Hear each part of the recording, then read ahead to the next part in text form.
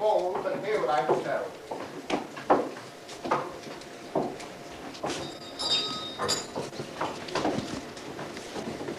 That's right, my dear. Come right up here. Relax in every limbo. Sit on the ground or stand around with eyes and ears akimbo. Now, I'll confess, in case you guess, I'm not a real town crier. The tales I tell are not quite, well, you could call me a storyteller. I'll let you pick your story. Quick. Now, do I hear your voice? Yes, you do. Well, but for you, let's have a housewife's choice. Give it to Jen, and I will then procrastinate. That means talk. Now, let me see what shall I know Jack and the Beanstalk. You want to prove? Then please don't move, but just sit still and quiet. Watch the stage. I'll find the page. Ah, here it is. Let's try it. Now, once upon a time, young John, who's better known as Jack, lived with his mum, poor widow Plum, in this disgraceful shack. Naughty dear boy, it would give me joy to pour another cup. Go back at her. Excuse me, sir, this woman's much to offer. No, thank you, Doctor. Sometime later, perhaps Scottish. He said before, these folks were poor. I think they're rich. Yes, very. This story is a blooming swig. I think he must complain. You are not here to interfere. Now, will you begin again? Naughty dear boy. Town crier, ahoy. They're doing it all wrong. Have patience then. Brokers members shortly below. Care to drag a Turkish fag? Why, yes, I do. Surely you can have one. No, I'll smoke a cigar. I still don't see. Please, patience, please. Ah, here they are now. Widow Plum? I fear we've come to take you are not so fast. We do not our state. Oh no, we steady by your bank. You are just around £10,000, 16 and 4 pence. Thank you. Jack, I'll pay it back. I really meant no harm. I thought I'd buy some things and try to run a poultry farm. 4,000 chicks at 7 and 6. That's 1,500 smackers. Grit 1 ton hen, 10 bob a head. I think I'm going crackers. 1 load of bran, 1 diesel van. I don't know where we'll park it. Ah, this is it. 1 super kit. The do-it-yourself egg market. In wooden crate with own brass plate and corrugated iron. 1 brood of lamp, 1 rubber stamp, complete with little lion.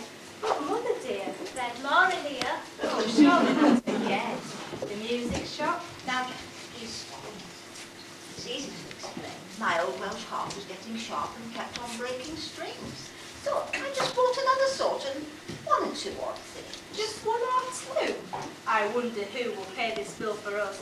1 Bechstein Grand, 10 trombones and 1 Stradivarius, so now we're broke. The young man spoke the truth, just as I said. He's really must. In fact, it's just nowhere to lay his head. No bed, no chairs left in there. He hasn't got a bean. Now cease your song, that's where you're wrong. I'll show you what I mean. Come in, please, miss. I know. Who's this? She really is a stunner. Tell me, sweet name. What's your name? They call me Scarlet Runner. Though I can twine like any vine, fastest being on sticks. No haricot could ever show more acrobatic tricks. Well, what do you propose to do to ease the situation? These people poor require more than generous donation. Leave it to me, and you shall see. These broke fellows Scotch. They'll kind of draw the curtains for. I like to work and watch. Oh, what a shame. I'd be the same. I'd like to see her working. She's ready now, I know it. How? I saw the curtain jerking. You've changed the plot.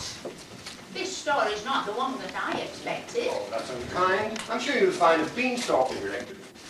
There's far too much of eggs and such. It isn't in the book. Here, here. Yes, quite. You tell it right, or else. They're ready. Look. Here, lifted high above the sky, 10,000 miles or more. you now behold the castle cone of giant Blunderball. The giant spout is in the house. When, through the door, across the floor, a beanstalk starts to smile.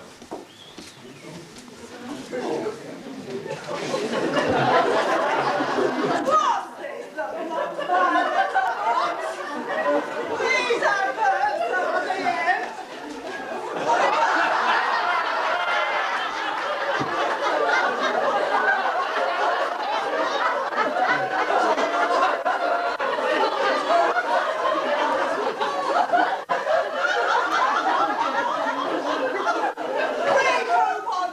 Said yesterday. But beanstalk now, then. Away with you. Go on now, shrew. I've got no time to linger. But hark, a yell, a cry of... Help! You're standing on my finger. I used to sound. Down near the ground. Get off, you great big goof. There's something there. Why, I declare. It's all done. No, ma'am, that's not a doll you've got. That's Master Jackie Plum.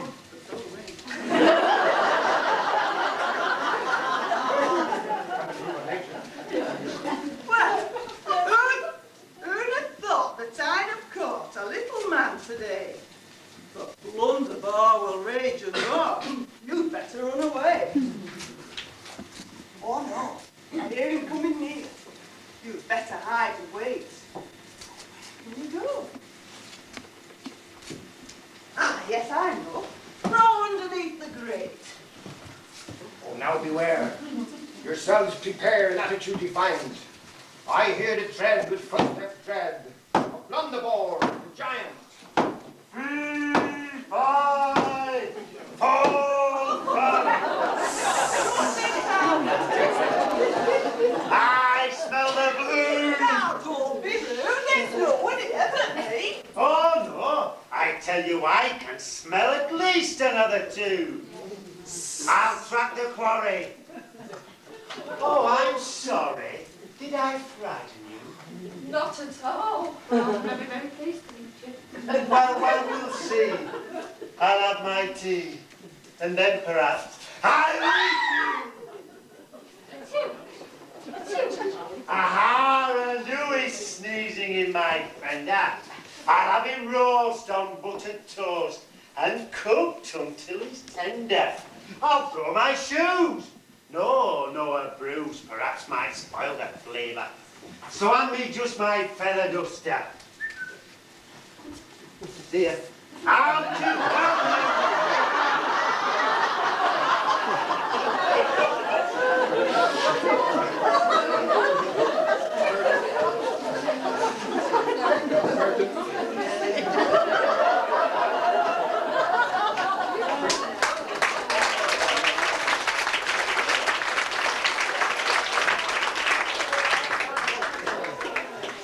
I know you'll say this curtain may upset dramatic tension, eventually. But is it fair to show or bear one-sided intervention? Our actors all are fairly tall, of equal shape and size, and therefore we must try and see with telescopic eyes. So now, for you to get a view of both sides of this tangle, the fireplace I'll magnify and show it from Jack's angle. All ready, John? Yes, carry on. Oh, do be careful, please. Silence in court. I think we ought to go. Go from where you see. Aha, and who is sneezing in my fender? I'll have him roast on buttered toast and cooked until he's tender. I'll throw my shoes. No, a bruise. Perhaps might spoil the flavour. So hand me just that feather duster. Out you come, young shaver. Jack dodges right. Now he escapes. Nibble and left, he dodges left. Come out, you jackanapes. But then, 2 blows upon the nose, the giant falls again. He staggers back. I'm not Jack! Fear nothing. I will save him. Stay quiet, dear, for I am here. Sleeping draught of power, so strong that he will sleeping be in less than half an hour. I'll now resume my former cue. That's French for runner bee. We will get this monster yet. Quick, curtain!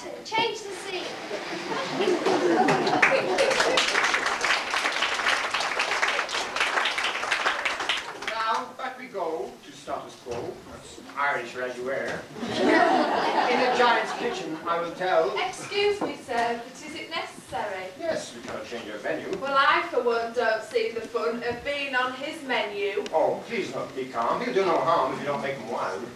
I don't recall this tale at all. It's not fit for a child. You may be right. Hold on tight, together in a cluster. For thrill on thrill, the giant's still at work, feather duster. Now out you come, you little scum, from underneath that ledge. Ah, got you, I think. Well, strike me pink. It isn't meat, it's veg. A runner bean so fresh and green. I wonder if it's ready. And mother too, here's one for you. Oh dear, I feel unsteady. Oh. Go fetch me then my magic hen that lays the golden eggs.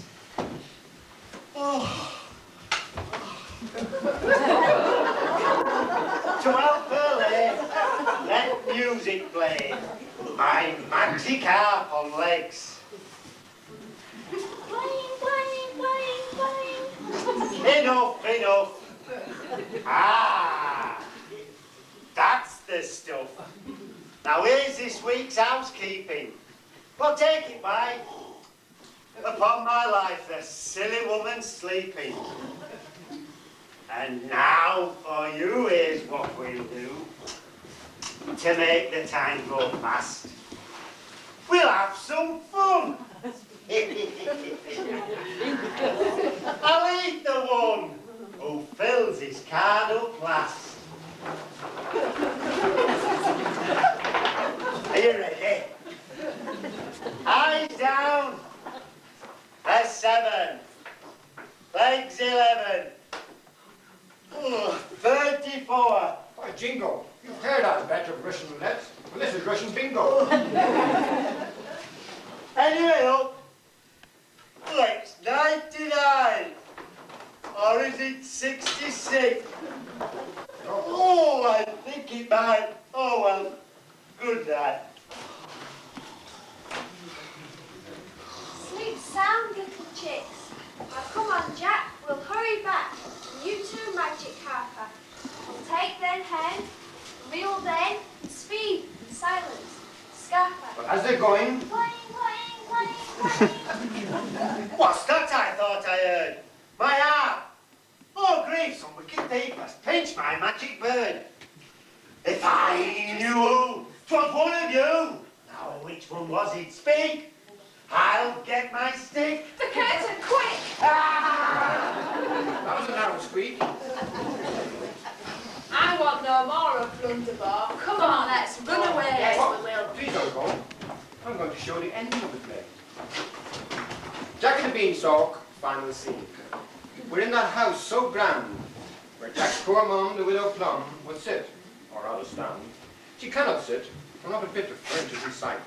Since that day when the broker's men, they moved her not cryocraft, it's Heppelwife. Certainly, I'm feeling fine. you see that she's alone, but not that alone. I'm feeling fine. It's time to dine. Water, anyone?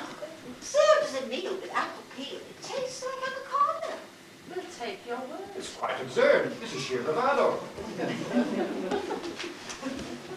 Hello there, Mum. Back home I've come, and look just what I've brought. My darling boy, my pride and joy, the very things I sought.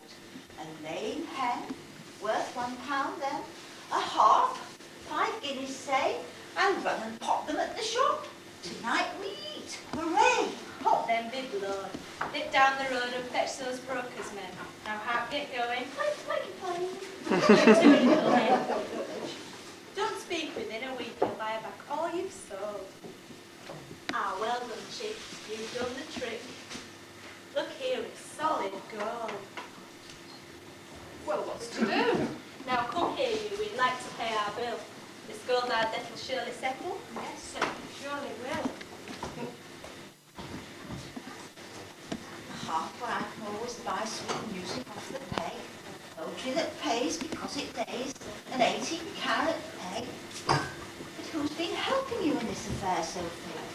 Miss Runnerby, my fairy queen. My dear, we're very brave. Oh, Mother, she has been to me, and now I'm most reliant. I really hate to stop you, mate, but don't forget the giant.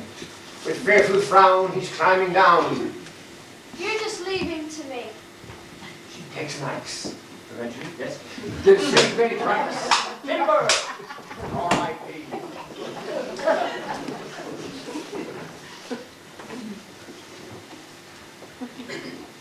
More tea, dear boy. That would give me joy. But that's where we came in. So curtain now. That was how the plums got in the tin.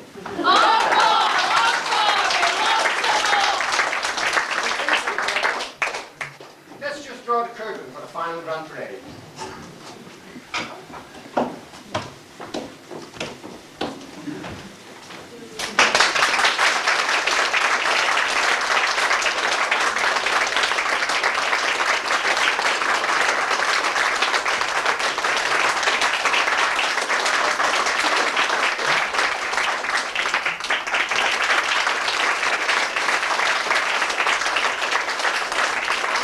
That's the lot. Oh, no, it's not.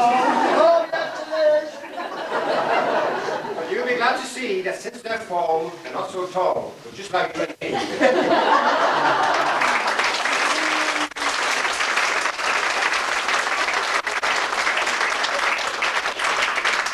And now, to all within this hall, we give a bow to life. We meet again, and so till then, we wish you all good night.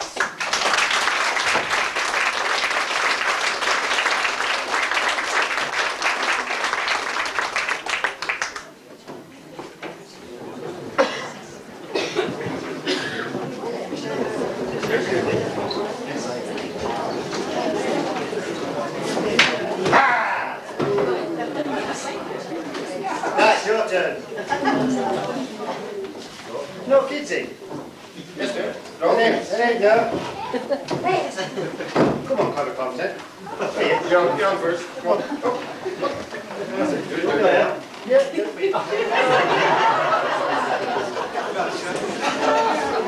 You got a talking for? Oh, you didn't know about that.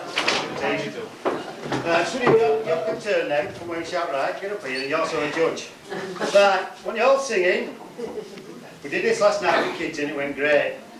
But half of them got wet through as well because the half that don't sing as loud as the other half get soaking. That includes little John, if I'm in John, because he's a little bit, he doesn't understand this Yorkshire language, so when you're singing as well. Right? And the three dwarfs from Knaresborough. Oh, down there it's kind of. Right, so we do all MacDonald, and this half is my half, right?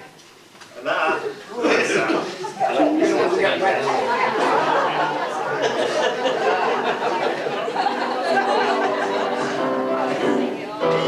E-I-E-I-O, ready? Oh, MacDonald had a farm, E-I-E-I-O, and on that farm he had a cow, E-I-E-I-O, with a moo-moo here and a moo-moo there, here a moo, there a moo, everywhere a moo-moo. Oh, MacDonald had a farm,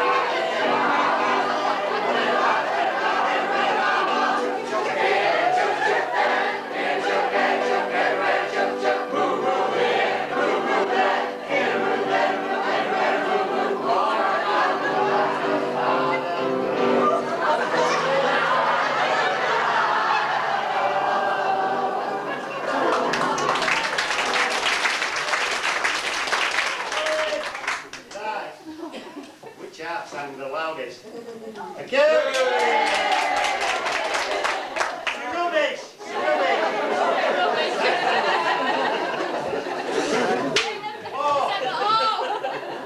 Many happy returns early, 79 today. Can you There's a just special fire up prize the for applause? Mabel.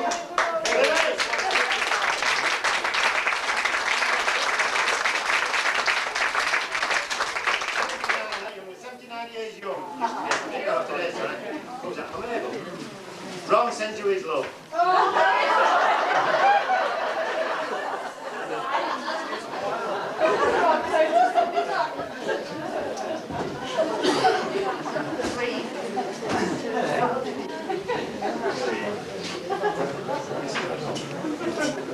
Good evening, ladies and gentlemen. Is anybody here? Is anybody here? Good evening, ladies and gentlemen. That's better. Now, welcome. Now, I must tell you now that this is an all-star cast, and we've all just been signed up for touring. When you see the rest of the show, you'll know why.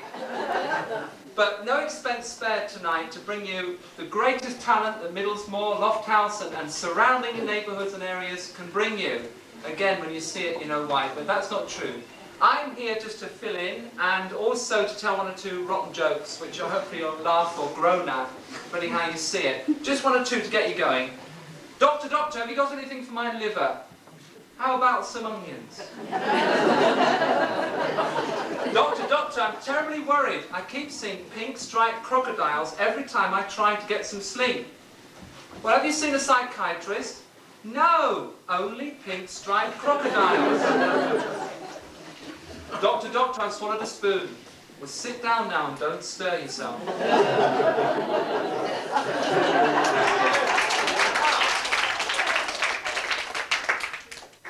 Treat for you now. I'm sure all of us here have enjoyed watching many Disney films and singing along to famous Disney songs. Well, we've got a cast now from the ages of 4 to 26 to bring you some of the very best Disney songs in Disney time.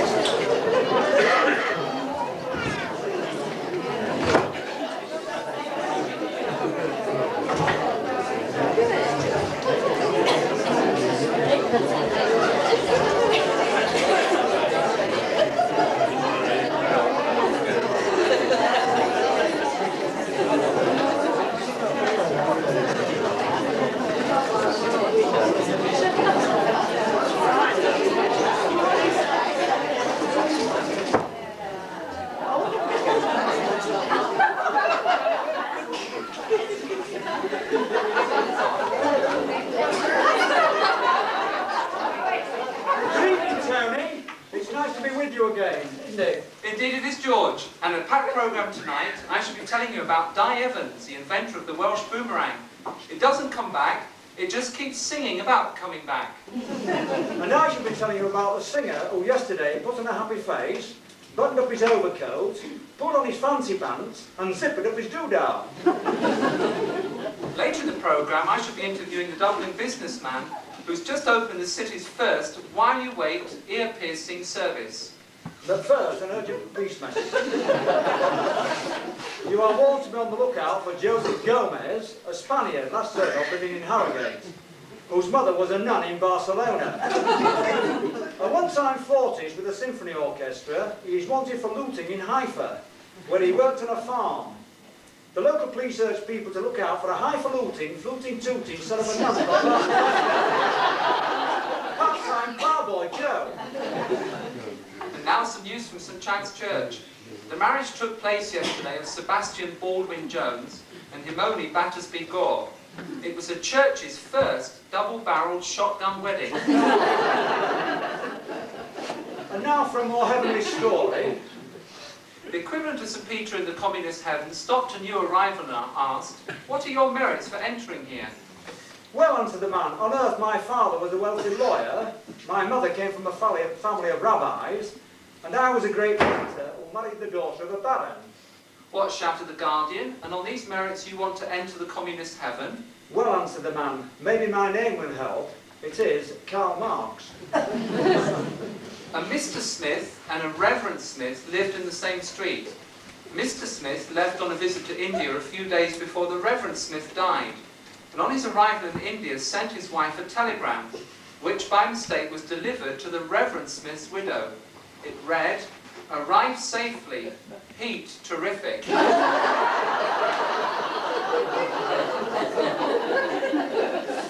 Then there was a preacher telling his flock about the biblical character who had 1,000 wives and concubines and fed them all on ambrosia. Never mind what he fed them on, piped to the man of the old congregation. What did he eat? Now some news of next year's harvest supper. We shall be featuring a lady who likes Nicholas Parsons. And a parson who likes Nicholas ladies.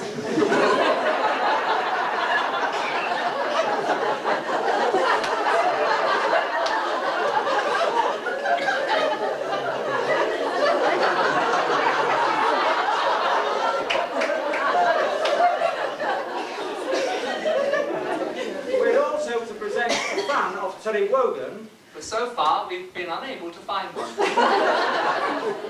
On the same subject, a man appeared in Peterbridge Court charged with interfering with the television broadcasting system. He blacked out the Wogan show from 7 to 8 p.m. last week. The magistrate dismissed the case, saying that he had already carried out 60 minutes of community service.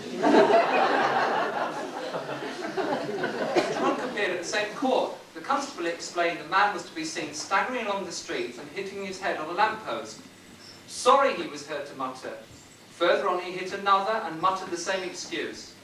When it happened a third time, he collapsed against a wall and said, "I'll let this procession pass, or I'm going to hurt a lot of people." Two hikers were walking through the woods in the Rocky Mountains when they were suddenly confronted by a giant bear. Immediately, one of the men pulled out a pair of running shoes and began putting them on.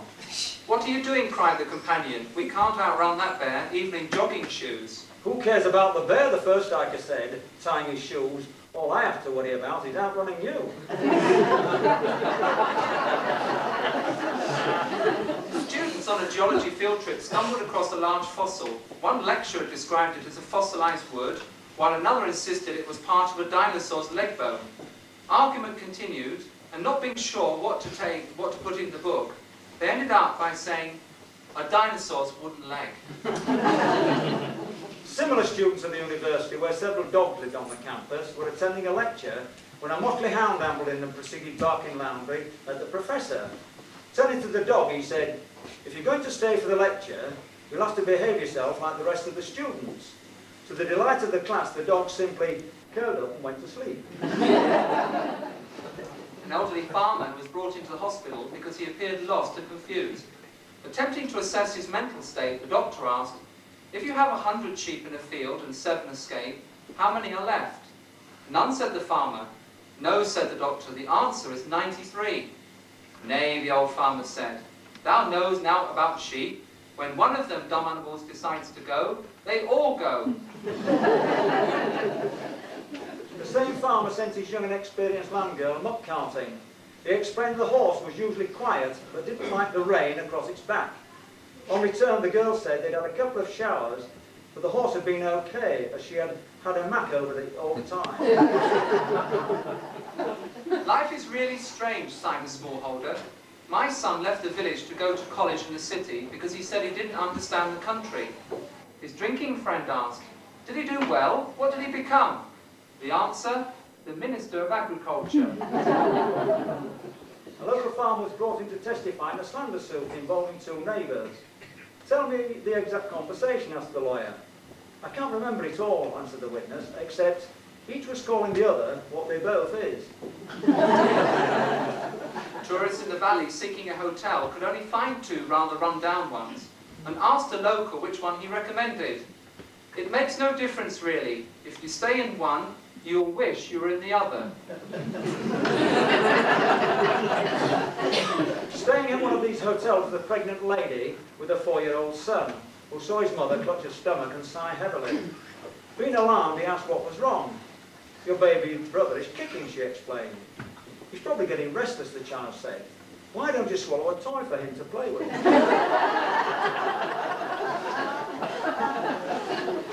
Did you hear about the baby ear of corn who asked its mother how he got here? The stork brought you, replied the mother.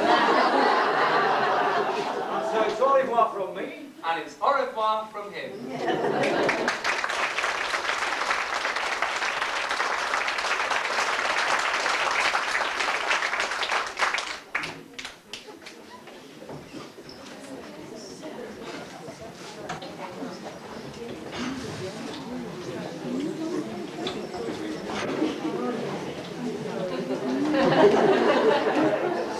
Some groaners. Now let's have a big groan. 1, 2, 3. Right, here we are then. Now we think about these ones. Is a drunken ghost a methylated spirit?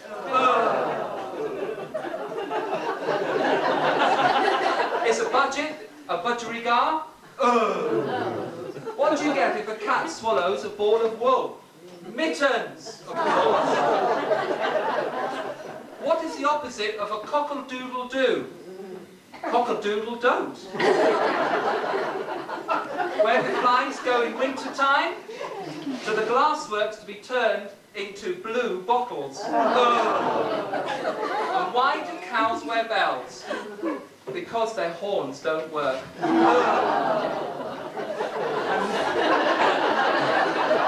now, flown in especially for this short run here, from Las Vegas, we have the tap dance from the Desert Song.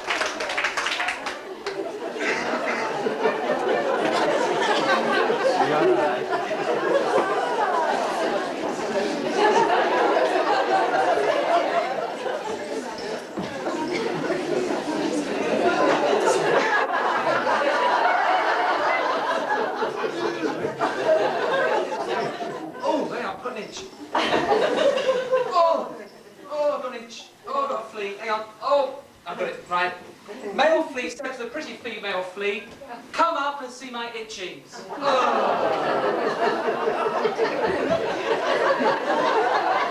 Two fleas leaving the theatre. The male flea turns to the female flea and says, shall we walk or take that dog? Why do bears hum? Because they don't know the words. And what has got 12 legs, 1 eye and 4 tails? 3 blind mice and half a kipper. Right. Put your hands together now, please, for the ugly bugs with joy.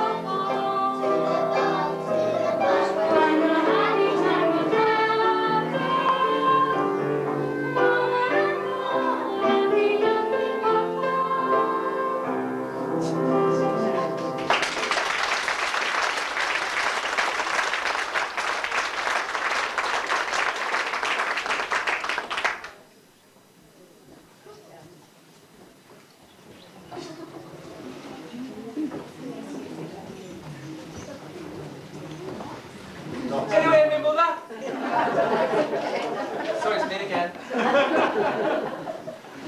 Right, now, the next act is, no words, it's a mime. And it's one you've got to watch very carefully, because the mime will tell you all about the story. But just to get you all sort of keyed up for that, because it takes a lot of concentration, did you hear about the sun-scorched vampire last seen crawling across the desert crying, blood, blood? I was there all night, so I know you don't want me to. Where do you weigh whales? At the railway station, of course. And then did you hear about the lion, the man-eating lion, who was killed in one of those ancient tussles with the slaves? And the reason it was killed is because that day he'd forgotten to wear his after-slave potion. Right, now we have a mime entitled This Little Light of Mine.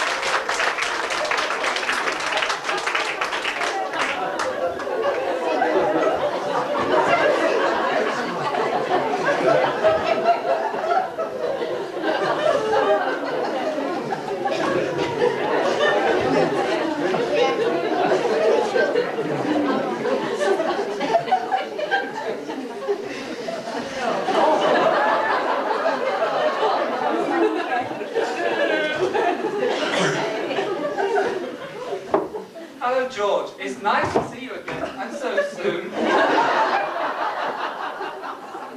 Yes, it seems only a few minutes ago. I forgot to tell you that before, it's a sad day at Barnum's Circus today. Billy Buzz, the human fly, committed insecticide. A very young and nervous barrister, Mr. Green, was making his first plea of mitigation for a defendant.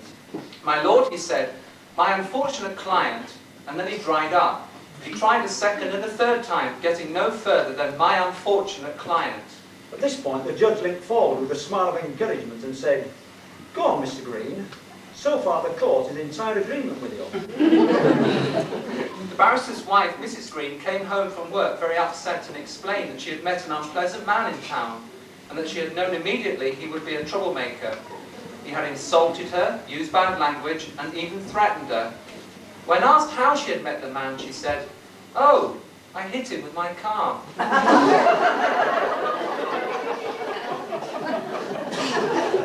A little old lady on a visit to the Kremlin asked Comrade Gorbachev if it was a politician or a scientist who had invented communism.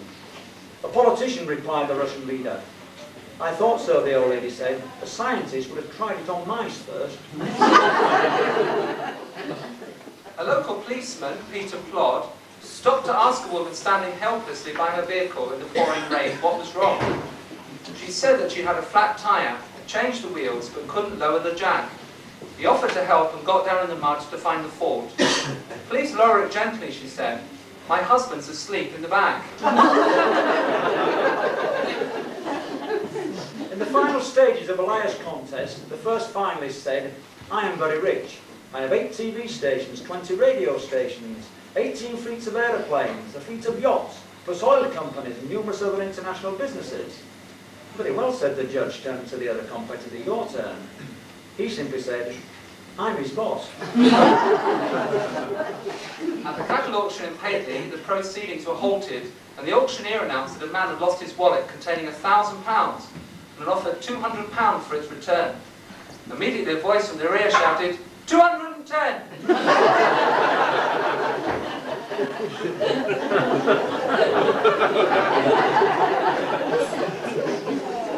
The boss was asking his debt collector how the idea of taking a griller with him on his calls had worked out. The collector said, "I'd say good and bad. I got more money today than I do in a week normally." "So what's bad about that?" said the boss. "Well, the problem now is I can't get the money from the gorilla." "How did you lose your job at the dress shop?" the woman asked her friend. "Well, after trying on about 25 dresses, the customer said to me, 'I think I'd look nicer in something flowing.' And I suggested the river." An old miser called his doctor, vicar and solicitor to his deathbed.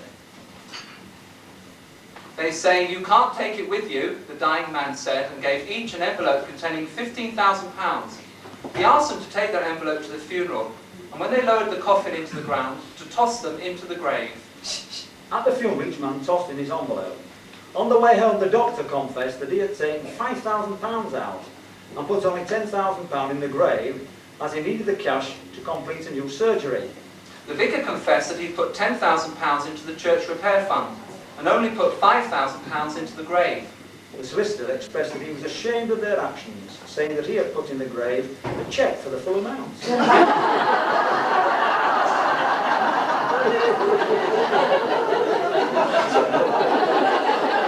American and an Englishman were waiting in a hotel.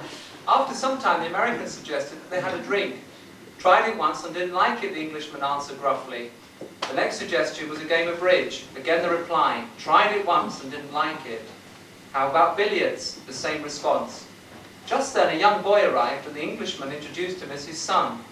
"You're only one, I suppose," said the American.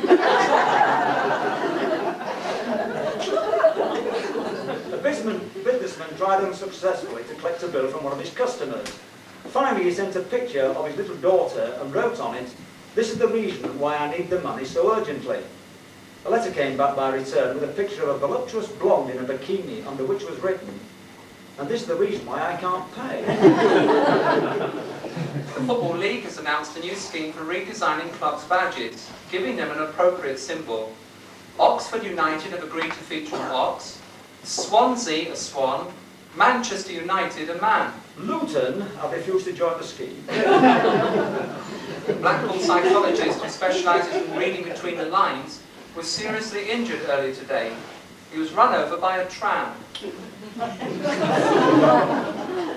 Irish government is advertising the post of chairman for the chairperson for the newly formed Equal Opportunities Commission. The proposed salary is £20,000 per annum. For a man, and £15,000 for a woman. When the keeper was asked why did the parrot wear a raincoat, he replied he wanted to be polyunsaturated. Here is another item of news. An injured horse was found on Paddock Hill early this afternoon. It was taken into the nearby hospital where a spokesman described it as being in a stable condition. A recent report from the local high school has shown that a third of the pupils can't write, a third of them can't read, and the other 3/4 can't add up.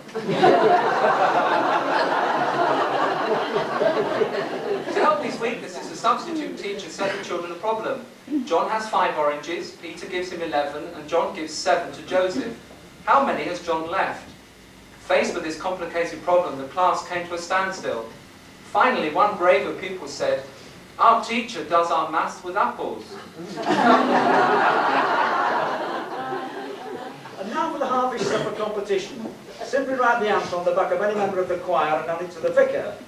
The question is, what is the difference between roast pork and pea soup? That's easy. Anybody can roast pork. And so it's good night for me. Good night to you.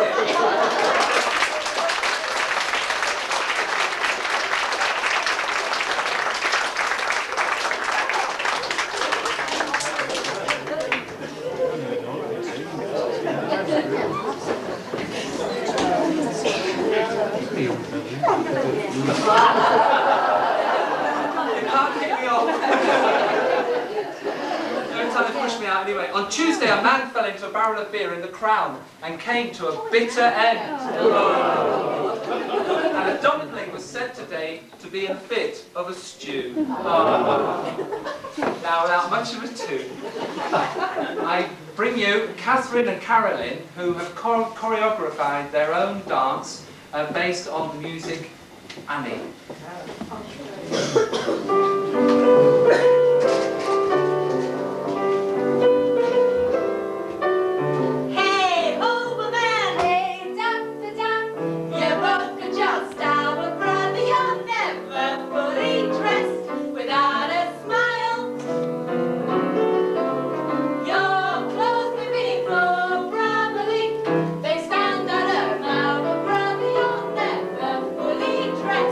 Without a smile,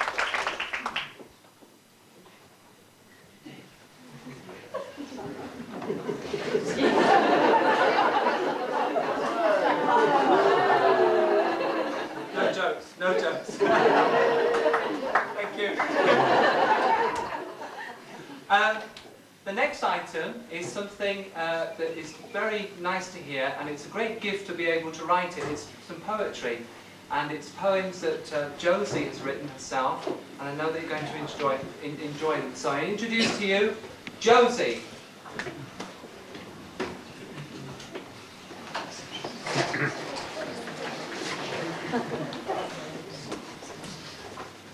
A farmer's wife view of the lambing. Today I had lambs in my kitchen. They were soaked to the skin, frozen through. I tried very hard to revive them. Well, what else would a farmer's wife do? There's 2 drying out in the Aga. There's 3 in a box on the floor, under a little heat from the pig lamp, slung over a hook on the door. I pull on my old outdoor clothing and pull on me wellies again to face the delightful spring weather, the bitter cold winds and the rain. The fields will not take all this water, yet here it is raining so hard. We squelch round in mud right up to our knees, and it's just like a lake in the yard. My poor hens will not leave the hen house. They're supposed to be free range, you know. They just sit on their perch looking fed up. Well, they've just no incentive to go. We anxiously watch daily forecasts to see what the weather will be, but it's always the same, endless rain and no hint of sunshine to see. Townspeople think farming is easy. Oh, you just walk round the field, see lambs play. But most farmers collapse with exhaustion at the end of each grueling day. You? The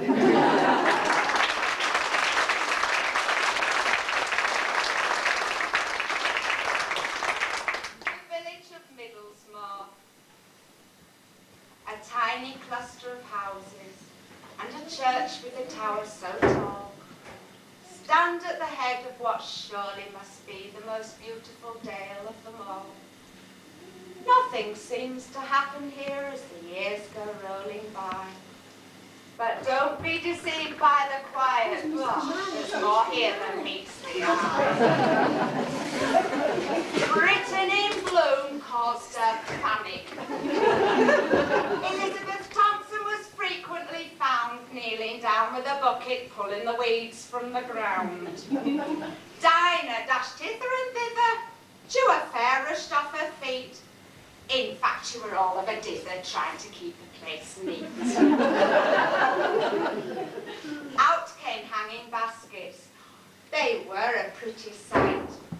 And every blade of grass was mown, morning, noon, and night. Everybody tidied up. No litter could be seen. And woe betide any dog that did a whoopsie on the green. The landlord of our local, a most hard-working man.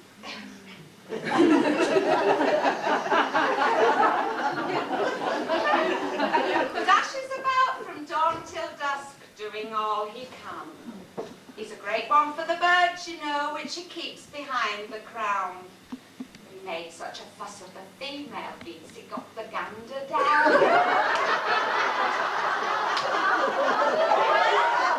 In fact, his bags were not be wet. He left John in a stew. He badly wanted some fertile eggs and he didn't know what to do. Now the gander loved his freedom, he thought, this is the life, as he waddled off to Lofthouse to find himself a wife. Several times he was sighted, but John's frustrations grew. Every time he neared that bird, up and off it flew. Now Eugene was propping up the bar when he heard of John's dilemma. And he thought, well, I'll soon catch that bird with a little help from Emma. He tried quite unsuccessfully to end that gander spree. And he went to Paisley for some tips off that tracker man McGee.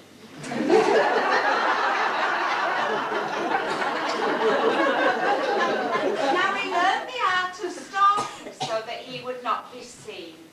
And he finally caught that wily bird dozing by a stream. John was so delighted to have his gander home that now he spoils it something rotten so it nevermore will roam. Stuart and Barbara flitted. Well, Dover House is more their style. I mean, Northside Head had lovely views, but the lane stretched for a mile. Now it was all right in summer when they could ride about, but when the snows of winter came, ooh, it wore poor Stuart out. It's very sad to know when you start growing old and all your bones are aching and you can't stand the cold. Digging out that lane Stuart found was really hard. But Barbara couldn't get to work with a car stuck in the yard. British Telecom have a worker who has shown them such devotion. Fiddling about with wires and things is being rewarded with promotion. So if you're having trouble and your telephone won't ring, just might be John O'Connor tinkling with your ding-a-ling. Now John's a very sporty man. He joins in all the games he can. But golf is his favourite. Oh, he just can't get enough. Although he gets a little peeved when his balls end in the rough. He practices for hours on end, which drives poor Marge around the bend. She'll be glad when he's past his prime and she can make him toe the line. And then perhaps he'll take her out instead of knocking silly balls about. Actually, when Marge passed her driving test, she was filled with fear. Eee! How can I get round all those bends as well as change me gear?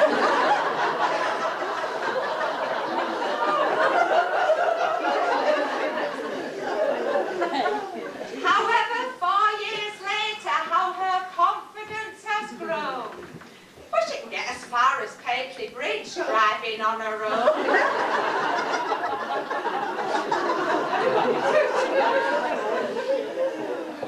John and Hilda had a visitor from a far-off land.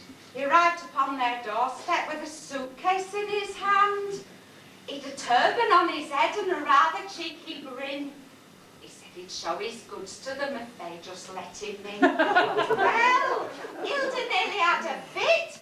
She didn't think it funny. She told him quite crossly that she hadn't any money. But the fellow was persistent. He wanted them to buy. And he brought out lots of socks and shirts and an awfully gaudy tie. John saw Hilda brewing up, and he thought that she might blow. And he racked his brains for something to make that fella go. Just then he saw a sweater sitting in the case, and he thought that it might suit him well, and a smile came to his face. He tried it on, and though Hilda frowned, he thought it looked quite nice. And if he got rid of that Indian guy, well, it was cheap at half the price. The landlord of our local... Oh, I've said that.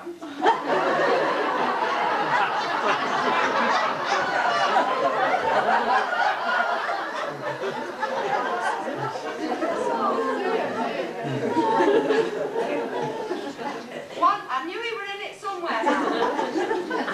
Once a year near Christmas, there's a very special date when all the tenants wine and dine with turkey on their plate.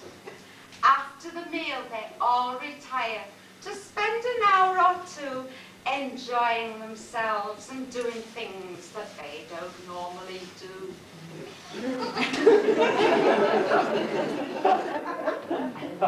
First, Morris sings them Danny Boy and a lump comes to the throat. Then John Graham cheers them up again with Paddy McGinty's good. Oh, the hinges, they are rusty as Tom Whitfield's favourite song.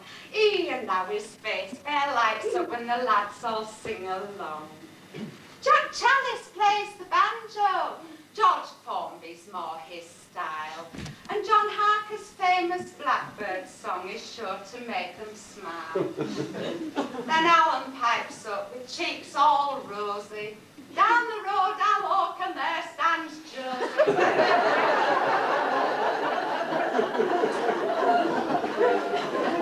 When the singing's ended, they all sit down for a chat and have another drink or two discussing this and that. Then John O'Connor makes a statement which is really quite profound. Marge's Yorkshire puddings are the best for miles around. John Carver now can't serve any more. The pumps have all gone dry. And he says that he must close the bar and wave them all goodbye. Jock set off to walk home in his welly coat. And he ended up at the back of the Crown with a clothesline round his throat. Well, he hadn't seen it hanging there in the dead of night. And he thought someone had grabbed him. Oh, we had to know.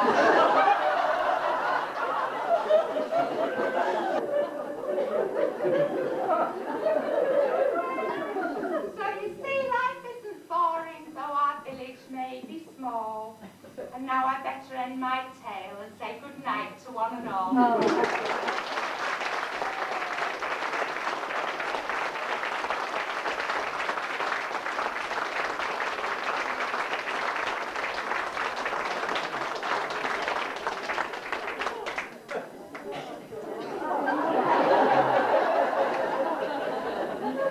And now we transport you to the South Seas and for a song, Honey Bun.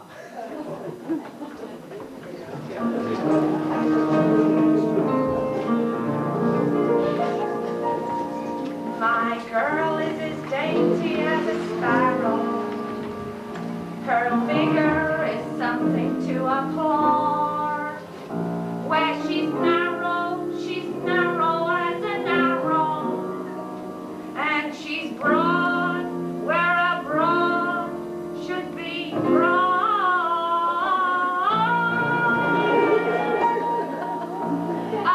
101 pounds of fun. That's my little honey bun.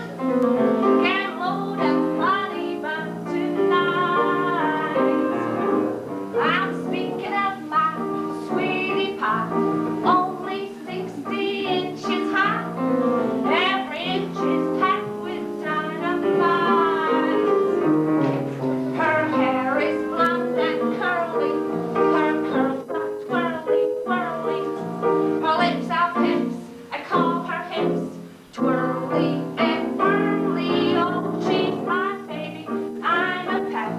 She's my booby, I'm a trap. I am caught and I don't want to run because I'm having so much fun with Honey Bun.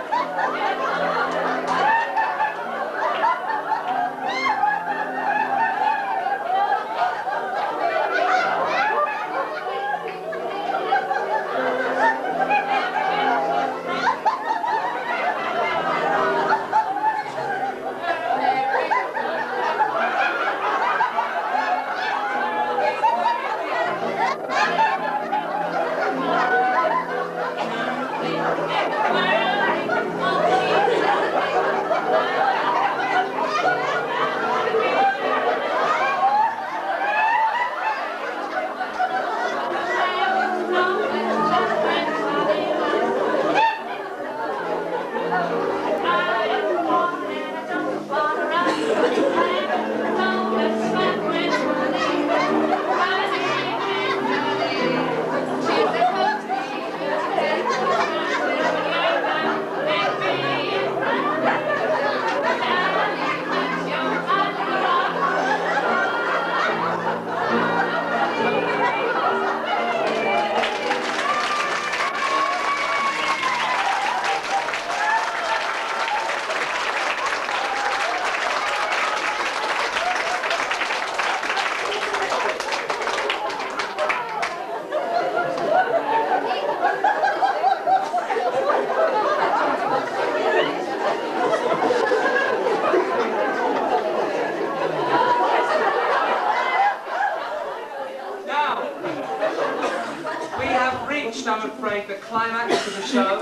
Brave, the last act of tonight, and they are going to lead us also into the finale, when you're going to see some of the people who've been taking part tonight. After the end of the finale, I'd like to tell you that there will be tea and mince pies available, so if you're able to stay, please do, and have a natter. And we hope that you've enjoyed the show. Great, lovely. Right, well, you've heard of Benny Goodman's jazz band. You've heard of Louis Armstrong's jazz band. But I don't think, I'm not sure, but I doubt that you've heard of the St. Chad's jazz band.